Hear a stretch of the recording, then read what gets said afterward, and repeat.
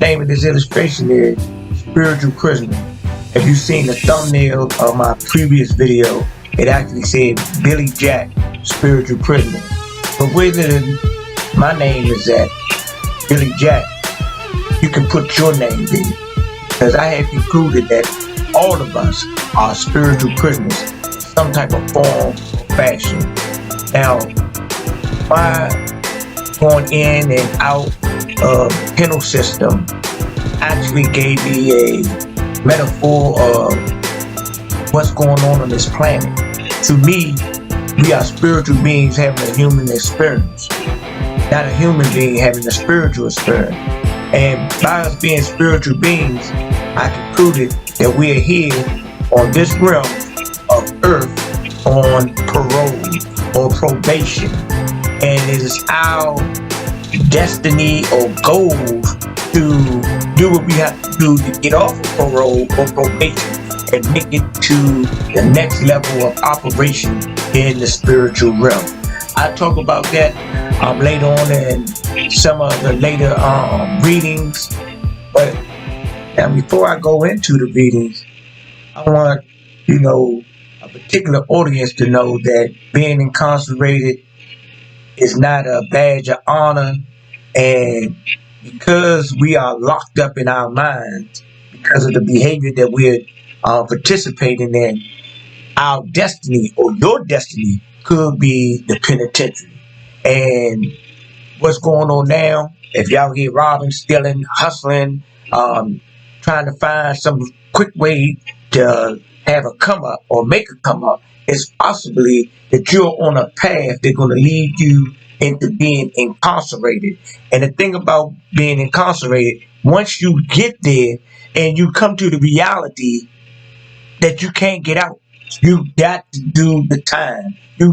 And during the time calls for you to be a survivor. So we are natural survivors as being, because we surviving on the outside prison from the macro prison. We come to society and we're in a micro prison, but in all actuality, this is the macro and that's the micro. A prison reflecting another prison.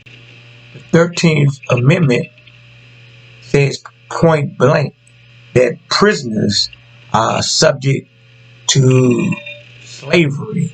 You don't have the same liberties of free people or so-called free people. So when we put ourselves in a high-risk situation to become incarcerated, we're gambling. And what are we gambling? We're gambling our families. We're gambling our children. We're gambling that the foods that we eat, because you're trading that net. When you get locked up, you traded in your favorite restaurant for the chow hall. You traded in your bathroom or your shower to be in a shower with 10 to 15 other dudes or 10 or 15 other women. You traded in your clothes for a jumpsuit or whatever the prison outfit is. So that is the reality of the gamble and the consequences or the possible consequences in the gamble if you should lose, should you get caught by the slave catchers. Modern day slavery is in the penal system. For a moment, I just want y'all to think. Within our societies are based on institutions.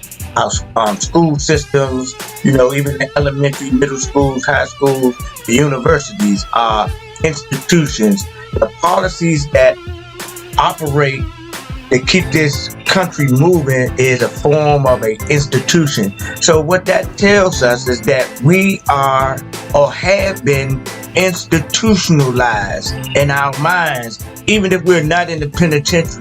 We're in these different cells within the matrix. The cells make up our minds, and some of us are polarized in this cell or that cell. Some people are institutionalized to their political preference, institutionalized to their way of life, how they are surviving.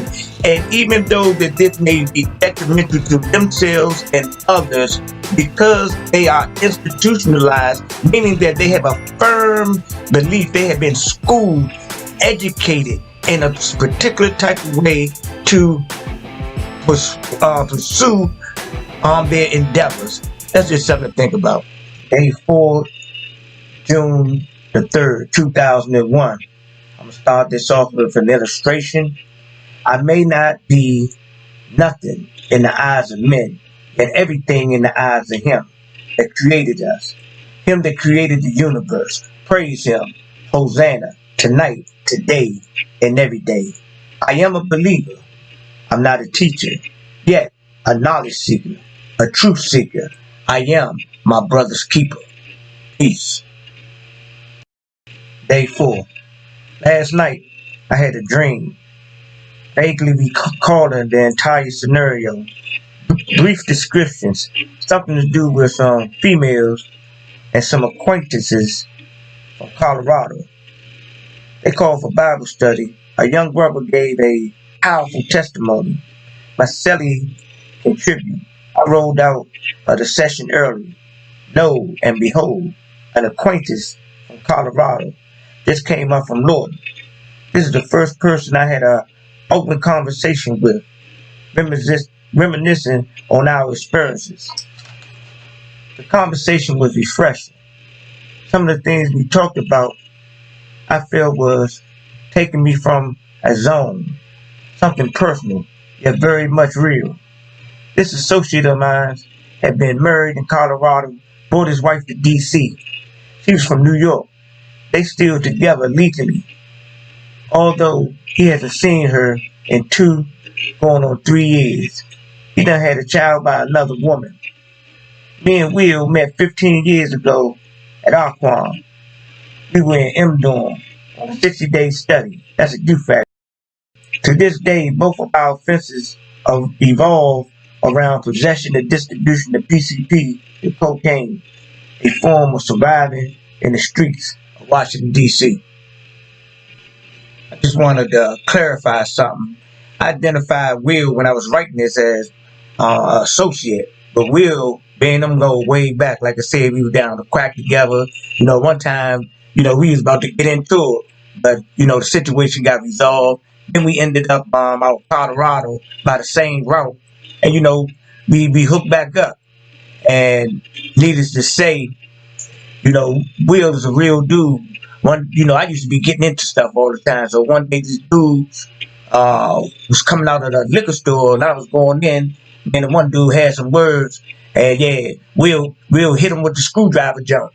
And then not too long after that, we was living on this street called Lafayette, and we was coming down the street, and there was some dudes that was in another gang. They lived on the same street, but on another block. So we went past their house, sweated their joint up, and when I'm talking about sweating, we were saying some things that would be offensive to the set they was claiming. So the next thing I know, we walking past Kofax, we walking across Kofax, 3 little dirty girl head dudes come out. They let do something. Sound like a deuce or 25 or something like that. So we had to get low and get up out of there. And what happened after that, I can't say. Yet I just wanted to, verify that Will is more than my associate. He's a good friend of mine, a good man, and a real man. All right, this is day 5, June the 4th, 2001 is a Sunday. And what I wrote is breakfast, grits, 1 boiled egg, wheat toast or wheat bread, 2 pieces, jelly, potatoes, juice, and the milk. Sound pretty good, huh? Yeah, right. Okay. Today I was just, resting, drained at times. Brief conversation with my celly. Trying to get my strength up. Bust some positive freestyle rhymes. Didn't go out direct. Started, did some reading of the good book. Kind of like disturbed me put it like this: the consequences of sin or error ain't no joke. I was reading the book of Jude that day. Okay, it says, resist temptation. It's the road to salvation. Reading in prayer reveals revelation. Somehow jump down to say, the courthouse is like an ice box. Tray on the trade block. When I got back in, I said, Will, I gotta, he gave me some little commissary jump. I appreciate him. Alright. Day 6, June the 5th, 2001. As of today, I haven't talked to my sister. By the way, I had 2 brothers during time. One got 8 to 24, and the youngest got 50. The respect level between the residents and so-called correctional officers here is very much off balance. It seems like nobody wants to be here. Neither groups want to be here. It's a money thing for sure for the COs. By the way, this is an intake block. You have to be clarified before going in the open population. They want to ask you got any enemies, you fear for your life, you won't be in protected custody, you got any family members here, a whole lot of, questions. And that'll determine if you can go in the open population. You get out the cell for about 6 hours a day. That's if the count clear. Around between 1 and 2 o'clock. Seeing him dude Mike, somebody I know from the streets, came through. He on detail. Alright, that concludes the reading for the day. Hope you found it interesting, so forth and so on. I'm gonna close this session out with a word of advice. When you be in the street, there's some agreed upon codes. For me, I had to think. I said, you know what? On the streets, this what can happen. I can get locked up. I can get robbed. I can get killed. And I looked at it and examined it, and I said, you know what? I'm gonna do what I do. And I think that a lot of people that enter into the streets, they look at it as like it's a fad and it's a gang. And then when that real life junk come, they go contrary to the policies of the streets. Like, I know of people that were shooters. They was doing things. They was busting their guns. But then when it came down, they got on the stand and said, he did this and he did that, and woo woo woo woo woo. And sometimes some of these dudes that did this in various neighborhoods, throughout Washington D.C., when you hear about it, so forth and so on.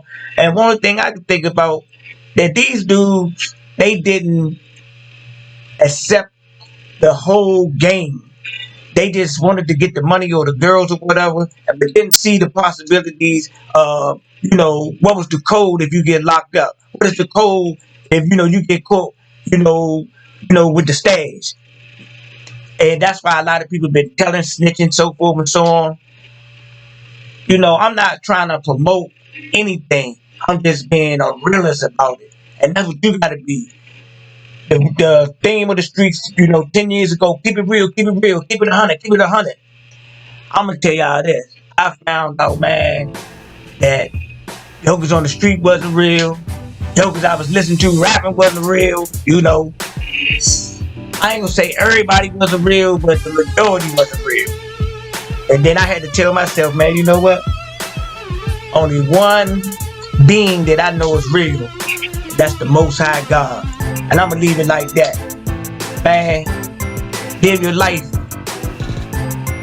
with conscious reasoning and understand what's going on, what you getting your life into, what you put your family life into.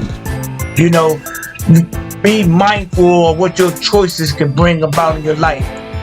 Everybody is where they at in life, adult-wise. It's because of the choices that we as adults have chosen. And if you get in a messed up place, you don't gotta stay there. You can make some choices and get yourself out of the situation that you have presently put yourself in. You just gotta have the courage to do it, have the will to do it, the desire. And everybody take care of yourself, man.